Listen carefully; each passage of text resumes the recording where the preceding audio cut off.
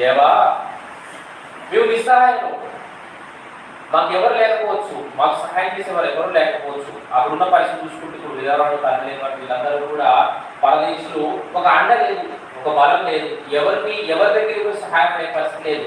ఆ పరిస్థితిలో ఉన్నప్పుడు వాళ్ళు బాధించబడుతున్నప్పుడు వాళ్ళనే కాదు, ఒక్కోసారి మనం నిస్సహాయంగా అయిపోయినప్పుడు ఎవరు మనకి రక్షించేవారు లేరు, ఎవరు మనం విడిపించేవారు లేరు.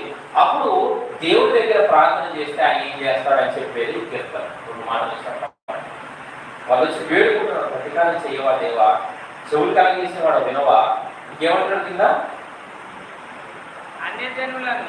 కంటికి నిర్మించిన వాడు కానున్న కళ్ళు నిర్మించేవాడు చూడట్లేదు దేవా, మా ప్రార్థన వినట్లేదా అని దేవుడు ఏం చేస్తున్నారు, బ్రతిమలాడుతున్నారు.